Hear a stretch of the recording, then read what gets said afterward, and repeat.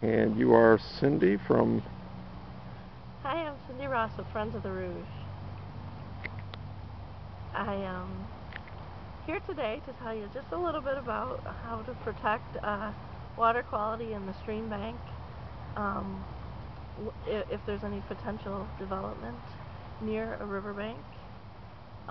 This site is a great example because we have a very steep slope.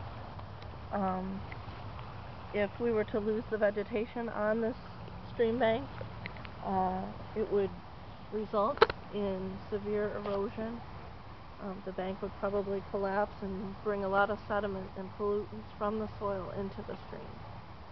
So maintaining a buffer of vegetation is really critical for the health of the stream.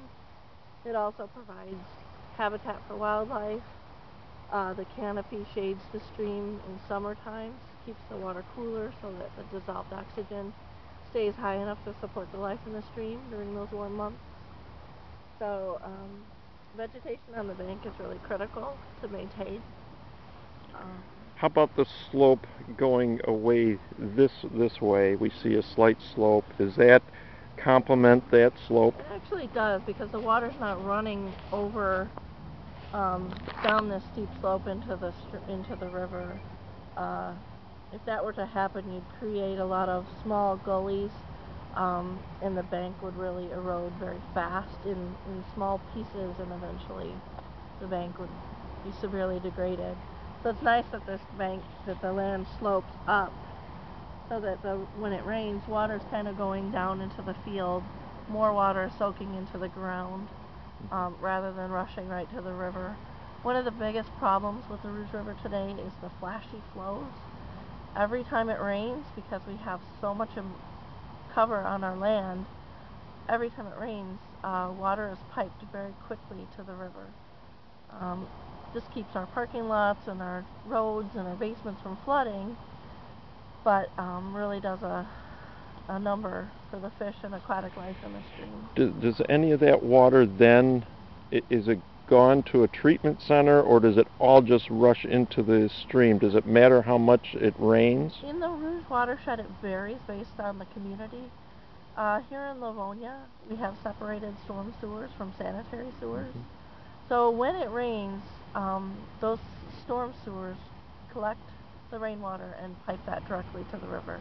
There's no treatment, so anything that comes off of the roads and the parking lots, the oil and the sediment and antifreeze or whatever, yeah, all that ends up in the river. And any trash or debris in the parking lot gets rushed down there. Exactly.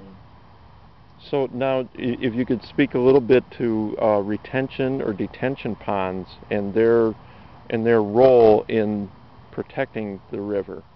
Well, most new development is required to keep water on site, and there's different ways that they can do that. They can do underground storage.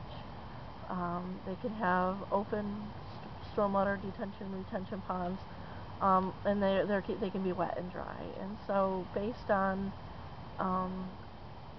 whichever is done, as long as they're not inputting more water than existed before the development, and not adding to that flashy flow. It's a huge problem in the watershed, and it's really challenging to try to reduce those flashy flows to maintain. We've improved water quality, and so now, if we're going to really restore the river, we have to do something about the flow, and we have to reduce those flashy flows, those peak flows that really, topple trees and, erode stream banks and fill in the habitat for fish and other organisms. So there's a formula, I would imagine, as far as how big the surface of the parking lot and that goes to how big the retention pond should be. Yeah, I mean, that's...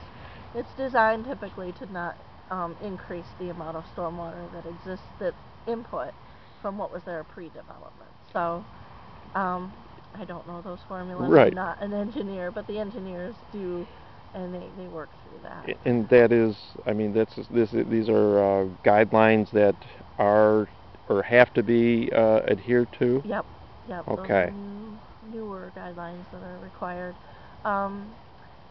One thing that we would promote is to create that stormwater retention in a way where it can not only benefit the river but can also provide wildlife habitat, can be an attractive place maybe for recreation. These can be nice little frog ponds, or vegetated with native wildflowers and grasses that once existed here or dominated the feature here, but are relatively gone today. If we can bring that back, we're providing seeds and nuts for the birds and the mammals, and we're just creating neat little places to enjoy wildlife close to home. And would you, as far as planting trees around there, would that be a consideration also? Yeah, that's really beneficial. Trees to shade the asphalt parking lots, because in the summer months when it rains, that water gets very hot, and you're inputting that really warm water into the stream, and that warm water holds less oxygen, so you're depleting the oxygen that's available for the fish. I see. And you can sometimes get fish kills because there's not enough oxygen. And you've noticed that? I mean, you've documented that near large parking lots and things like that, or it's documented with temperature, so yeah. Okay. Yeah. It is important to provide that shade, that cooling effect. And tell me a little bit about your resume, as far as where you went to university. Well, I'm the River Restoration Program Manager for Friends of the Rouge. My degree is from the University of Michigan, Dearborn, in Natural Resources Management. So I've been with Friends of the Rouge for 10 years now. And my role is to teach people about how to protect the river, different things we can do at home in our own backyards to help reduce that stormwater input. Most people don't realize that simple changes in our behavior can have a big impact on water quality in the river. Just by adding more trees, you're reducing the amount of rainwater that ever hits the ground, that tree canopy. And then trees and larger vegetation, like the native wildflowers and grasses that I mentioned, will take in a lot of that rainwater so that it never even makes its way to the stream. Or if by the time it does, it's clean, it's cool, it's gone through the roots in the ground. It's filtered. Yep. Oh, that's terrific. So just even small pockets of gardens, of small, especially if they're strategically placed to take in. I noticed in this field here we have some storm drains that collect water off of the field. So larger vegetation around those storm drains alone would reduce the sediment input. It would filter some of the nutrients and other sediments, and it would take in a lot of the water. So large benefits from that. That's terrific. And is there anything, as far as we're talking 5 acres, 5+ acres out here, it's possibly going to be developed? Is the size of that? Does that, is there other measures that can be taken as far as a project that big, this close to the river? Certainly. If you're going to build on a site next to the river, one of the things I mentioned was keeping that buffer to protect the stream. But there are other low-impact development practices that can be used to reduce the impact and use more of a green building techniques. Pervious pavement could be installed rather than asphalt. Rain gardens could be used to collect rainwater from the roof and from parking lots to at least slow the flow, or other retention bioswales. Even collecting the rainwater. There are you can do underground storage tanks. I mean, with a new development, there are so many opportunities to really build in a way that you're minimizing the impact that we have on not only the water quality but the earth. Right. Collecting that rainwater to be used in the building itself. The Ford Rouge plant is a perfect example of Right. that. They collect that rainwater and they use it in the restrooms to, flush the And toilets. don't they even have on the roof, don't they have a They have a garden up green there? roof to Yeah. collect that stormwater. Um, so yeah, they have many layers of stormwater. Um, they're collecting that stormwater in their design. First with the green roof, and then the water that does make its way, they're collecting in large tanks that they then use. And then on the ground, they have the storage ponds, as well as a lot of native vegetation that they're using to clean and filter that rainwater. So they have layers upon layers of stormwater Well, protection. They have the pervious paved asphalt. But can you speak to the pervious pavement a little more, the surface, as far as like a blacktop, normal blacktop is impervious. The water does not go through it. Pervious is, what is it made out of? It looks very similar, but the water does go through it. And we've seen that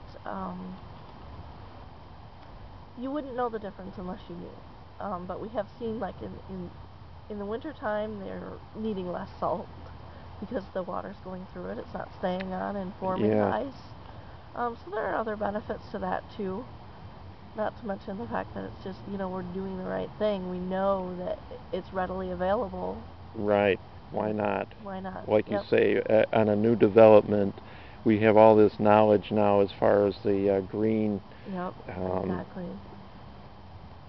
That we should utilize everything that we can. And when somebody does a project like this, is there somebody that they contact? Do they is there input that's given from engineering in as far as the green type of a? Yes, and there's so much resource. There are many resources out there. From SEMCOG to the city of Livonia to Wayne County, there are layers of experts that can provide input, as well as the state. Great. So there's many opportunities. And, we talk about the issue of imperviousness and how it affects the stream. And there is a lot of data out there that supports that. It's research out of U of M Ann Arbor shows that anytime you have a watershed with a land cover that's more than 10% impervious land cover, you see degraded streams. And unfortunately in the Rouge we have some areas that are 100% impervious land cover. So whatever we can do now to try to mitigate for that can only improve the situation. And so do you interface with projects as they come online, or is that something that you leave to other agencies pretty much? It's really not. We're really, Friends of the Rouge is a watershed education organization. I see. And so we really just try to provide information that empowers you to have the education to provide input on projects if that's something you're interested in doing. Great. Well, thanks for your time, Cyndi. You are welcome. Thank you.